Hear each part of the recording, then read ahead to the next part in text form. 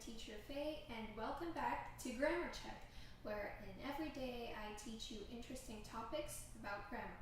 And if you want to learn more, please do stick with me up until this live stream. So let's get started. Today, what we'll be talking about is on subject-verb agreement, particularly the subject-verb agreement rules. So how many rules are there, and why do we need to follow these rules? We need to follow these rules because subjects and verbs must agree with each other in order for a sentence to make sense. That means we need these things to be in agreement with each other. They must agree. For example, if your subject is singular, then your verb must also be singular, or if your subject is plural, then your verb must also be plural, so that your sentence would be grammatically correct. There are rules that we need to follow, and in my presentation I will be stating 15 rules. So please do take attention or pay attention to these rules, because these rules are important. Now let's go to rule number 1. Subjects and verbs must agree in number. So that is what I said earlier. If your subject is singular, your verb must also be singular. If your subject is plural, then your verb must also be plural. If the subject is singular, the verb must also be singular. If it's plural, then the verb must also be plural. For example, she writes every day, okay? Our subject is she, the verb is write. So how can we say that the verb is in a singular form? We just take the base form of the verb, for example, write, and then we just add s, okay? That is how you know that our verb is singular. The students are playing soccer, okay? We have our subject students, which is plural, and our verb is also plural, are playing. There is an exception. When using the singular they, so they is a pronoun, remember. Singular they use plural verb forms, okay? Even though we use this one, this pronoun, even though it's singular, our verb should always be plural. For example, they are preparing for the party, and our verb here, are preparing, which is plural. Now let us proceed to rule number 2. Subordinate clauses that come in between the subject and the verb don't affect their agreement. Again, what are subordinate clauses?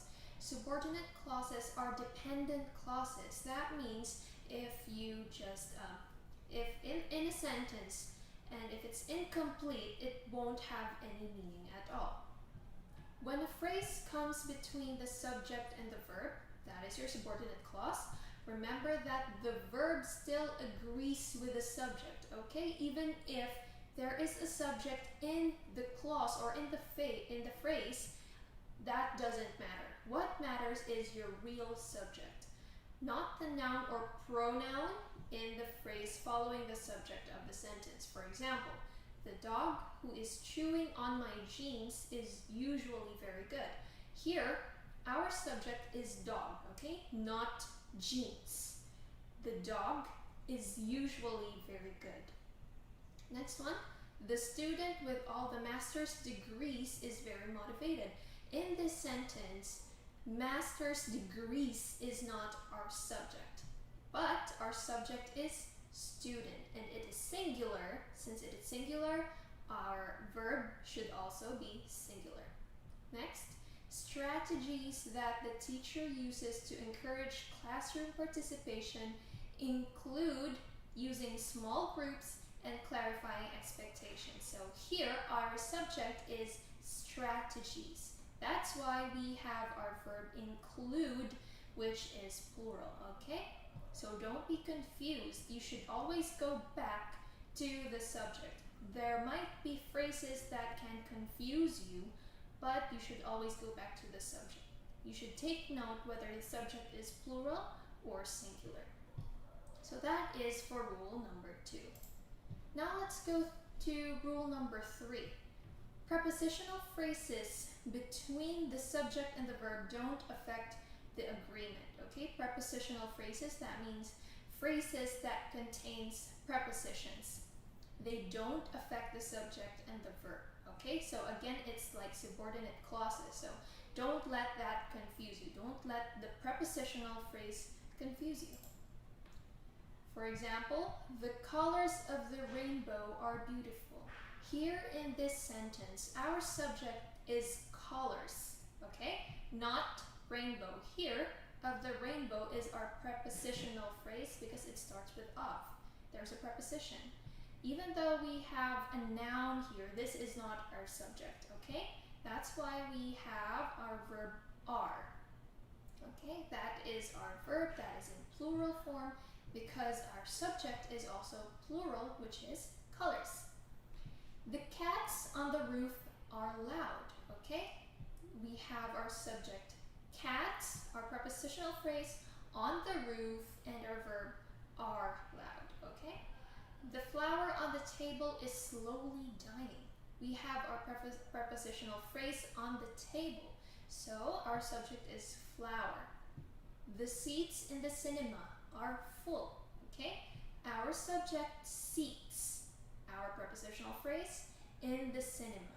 So our verb should also be plural, which is are. So that is for rule number 3. If we have prepositional phrases, don't let it confuse you and just go back to the subject, and it must also agree with the verb. So let us go to rule number 4. In sentences beginning with there is, there are, or here, the subject follows the verb. Okay, since there and here are not the subjects, the verb agrees with what follows the verb. Okay, there and here, they are not subjects. So usually the subject is after the verb. The verb agrees with what follows the verb, so after the verb. For example, there is a problem with the car. So in this sentence, our subject is problem and not there. So since this is singular, our verb should also be singular. Next, here are the papers you requested. In this sentence, our subject is papers, not here. And our verb are. There are many good films out there. So our subject here is not there, but films. Okay, that's why we have our verb, which is are. So that is for rule number 4. There and here are not subjects, okay? And our verb follows the subject next to it. Let us proceed to rule number 5. By the way, guys, if you have questions, please do not hesitate to ask me in the comment section down below, and I will try my best to answer these questions for you. So let us go to rule number 5. Subjects don't always come before verbs in questions, okay? These are in questions form. Subjects don't come before. Usually in statements, our subjects come before the verb, right? But in questions, it's otherwise. For example, where are the pieces of the puzzle? So what is our subject here? Pieces of the puzzle. As you've noticed, it is the same as rule number 6, right? The subject follows the verb, and it agrees with what follows it. So here our subject is pieces of the puzzle, so our verb should be plural, which is are. Next, what is love? Is love. Love is our subject, therefore our verb is. When is your birthday? Your birthday is our subject, so our verb is. Who are your favorite artists? Our subject here, your favorite artists, so it is in the plural form, therefore our verb should also be plural. So that is in the case for questions. Alright, so we are done with rule number 5. Let us proceed to rule number 6. If two subjects are joined by and, the conjunction and, they require a plural verb form. So we will, there is an exception to that later on, which I will be discussing in the later rules.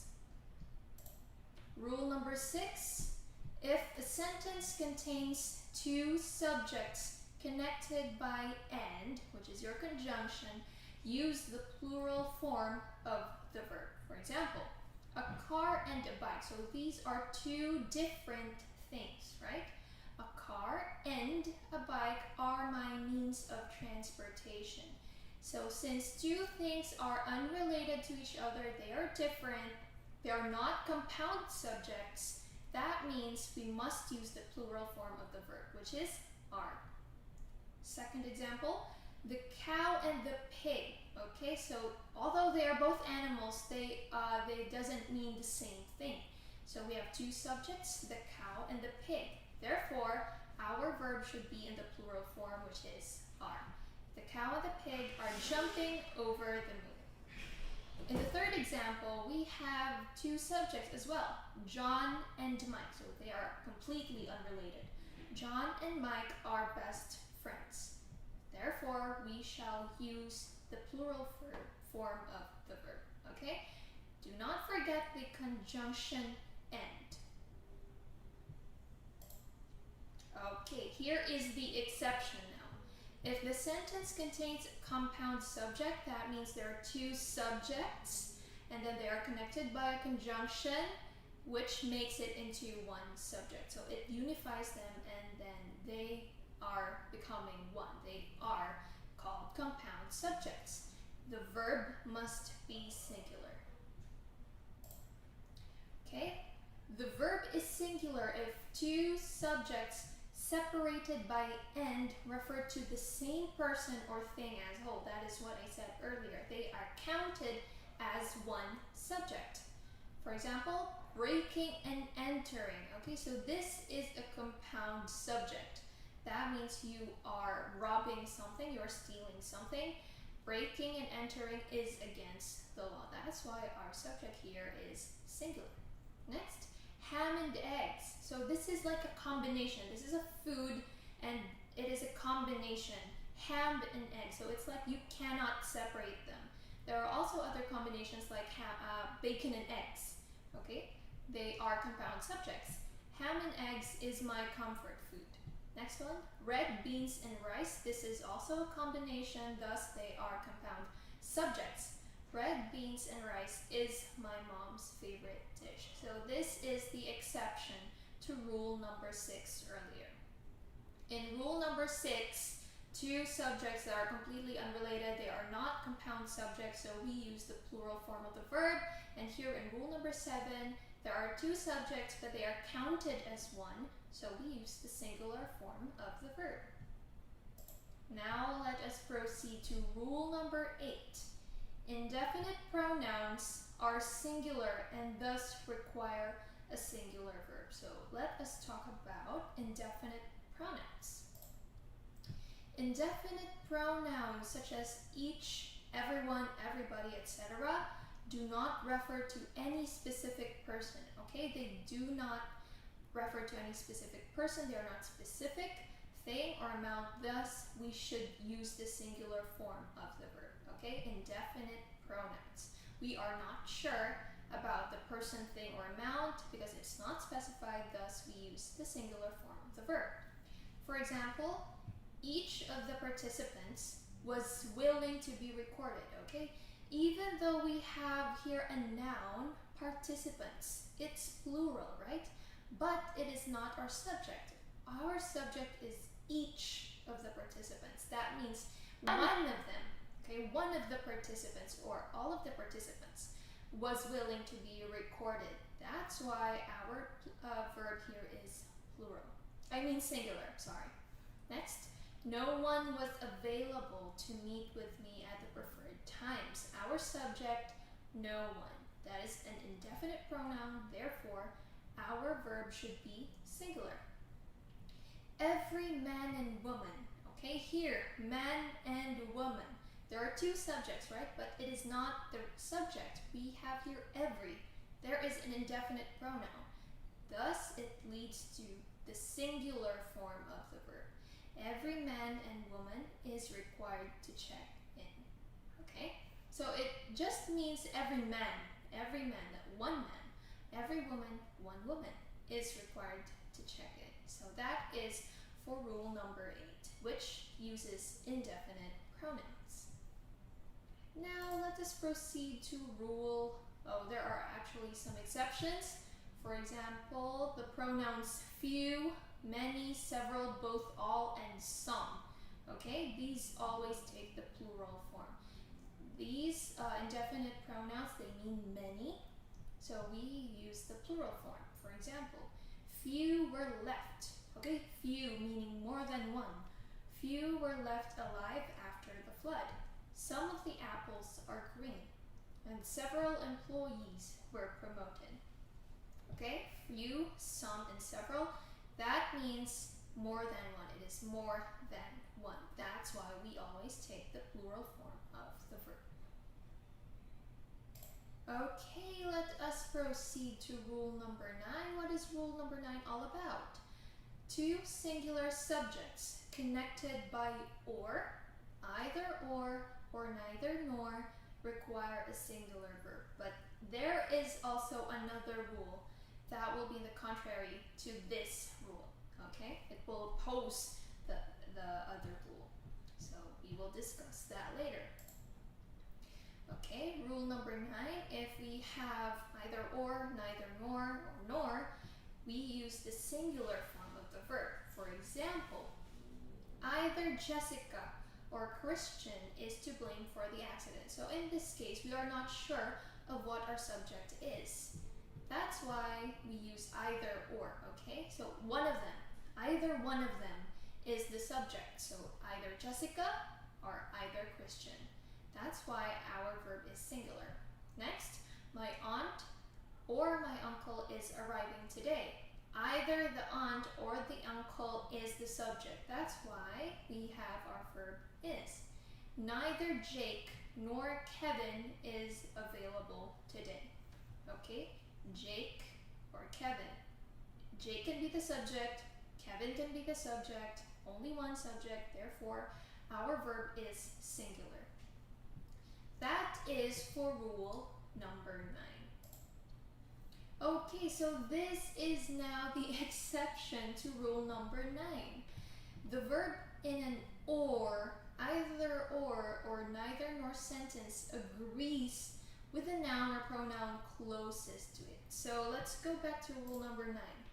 Here, both of them are singular, right? Both of our subjects here are singular. That's why we use is. But what if one of the subjects is plural? For example, neither the plates nor the serving bowl. Okay, plates is plural. Serving bowl is singular. So we follow the subject or the noun that is closest to the verb, which is serving bowl. That's why our verb is singular, which is goes. Okay? Neither the plates nor the serving bowl goes on that shelf.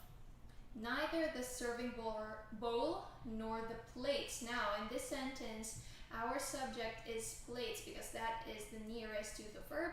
Therefore, our verb is plural. Go on that shelf. This rule can lead to bumps in the road. That is true. For example, if there are many subjects, or if I is one of the subjects, the pronoun I is one of the subjects, it could lead to this odd sentence. For example, neither she, my friends, nor I am going to the festival. Okay, here we have I, that is the closest to the verb, so we use I am, but it sounds awkward and it is odd. So what we need to do is just rearrange our subjects. There are better sentences like this one. Neither she, I, nor my friends are going to the festival. So it sounds less awkward because we have our subject now, which is friends, and it is the closest to the verb, so therefore are going. Next one, she, my friends, and I are not going to the festival. So you can also use are. Okay, we can also use are. So remember in our tag questions episode, when we use I as the subject,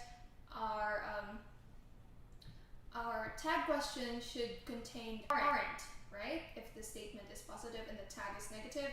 In the particular sentence, I'm a little red, aren't I? So here it's okay to use the verb are. She, my friends, and I are not going to the festival. So that is how you can rearrange the subject so that the sentence wouldn't be awkward. Alright, let's go to rule number 11. The singular verb form is usually reserved for units of measurement of time. Okay, units of measurement and time. Singular verb is always used. Use a singular verb with distances, periods of time, sums of money, etc. And they are considered as a unit, so they're considered as one, therefore our subject is singular. For example, 4 quarts of oil. Even though 4 quarts is plural, they are considered as one. 4 quarts of oil was required to get the car running. 3 miles. 3 miles is more than one, it's plural, but they are considered as one, so we use is. 3 miles is too far to walk. Next, 5 years is the maximum sentence for that offense. 5 years. Okay, that is periods of time, therefore our verb should be singular. 5 years. They are considered as one. Let's go to rule number 12. If 2 infinitives are separated by and, they take the plural form of the verb. So this is again another exception with the rules pertaining the conjunction and. 2 infinitives. Do you still remember what are infinitives? Infinitives are like phrases that contain the word to and the verb. Okay? 2 infinitives. For example, to walk and to chew gum require great skill. To walk and to chew. So they are separated. These are infinitives. That's why we use the verb here in the plural form. To walk and to chew gum. They are 2 different things. So there are two different subjects, therefore plural form of the verb is used. To collect stamps and to play the piano are my hobbies. Okay? To eat good food and to exercise regularly are good for my health. We have 2 different subjects here. Okay? Therefore we use the plural form of the verb. So that is for rule number 12. So actually there were 3 rules, right, regarding the conjunction and it's sometimes confusing, but don't forget that if the subject is a compound subject, we only use the singular form of the verb. If there are 2 different things, they are not considered as one. We use the plural form of the verb, and here if there are infinitives connected by and, we use the plural form of the verb. Okay, we are down with 13 rules already. We only have 2 more rules left. So when gerunds are used as the subject of a sentence, they take the singular form of the verb. So what are gerunds? Gerunds are verb with ing at the end of the word. Like for example, standing in the water. This is a gerund. Standing. Standing in the water, this is considered. So it's like a phrase, but it is considered as one. So it is a subject. That means our verb here is singular. Standing in the water was a bad idea. The second one, jogging every morning helps you lose weight. Jogging here is our gerund. As you can see, jog plus ing, that makes it a gerund. It helps you lose weight. Therefore, our verb is singular. There is an exception though. When they are linked by and, again, this is another exception to the rule. Okay? If it is linked by and, we use the plural form of the verb because again, even though they are gerunds, they are still different subjects, okay? That means they are not considered as one. The conjunction and is very confusing sometimes. Swimming in the ocean, that is one subject, and playing drums, that is another subject, so there are two subjects in the sentence. Therefore, our verb is plural, which is are, okay? Swimming in the ocean and playing drums are my hobbies. So don't let the conjunction and confuse you, and just take note of these rules because these rules are very important. Rule number 14. Titles of books, movies, novels, and other similar works are treated as singular and take a singular verb. Okay, remember, titles of books, movies. So these are usually proper nouns. For example, The Burbs is a movie starring Tom Hanks. The Burbs. Here, in this sentence, this sounds plural, right? But it is one. So, starring Tom Hanks. Next, The Princess Diaries. Okay, The Princess Diaries or Diaries, it's plural, right? But our subject here is a proper noun. It's a title of a movie. Therefore, our verb is singular, okay? Daisies is a song by Katy Perry. So daisies, if you just think of it, it's plural, right? But here it's a proper noun. It's a song. So our verb is plural. And next, Strawberries and Cigarettes by Troye Sivan is a good song. Again, strawberries and cigarettes. So they are plural, but since it is a song, it's a proper noun. It's singular. It's considered as one. Okay, so let's see the comment here. Hindi language. What do you mean by language change?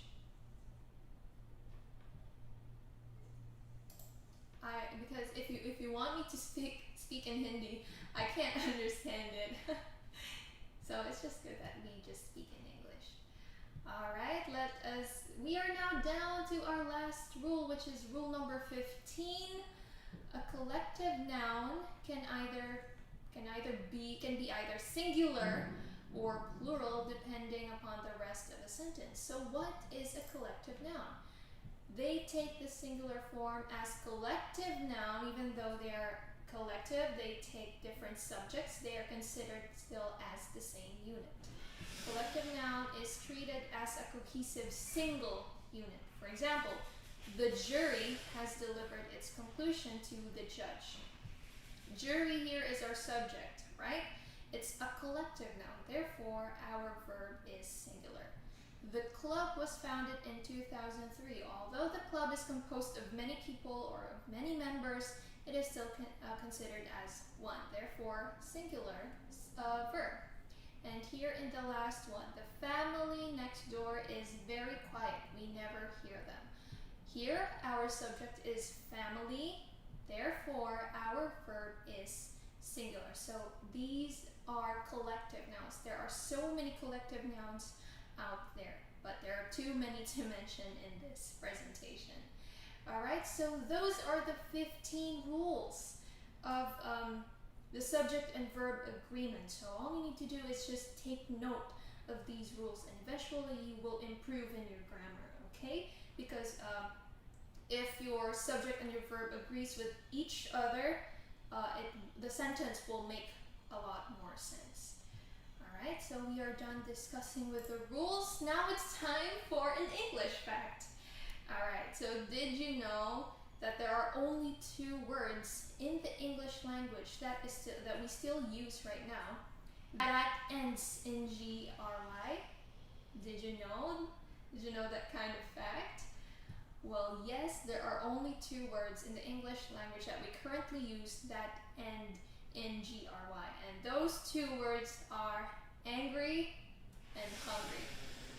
Alright, yeah, those are only the two. So if you want, you can research if there are actually more words that exist that end in GRY.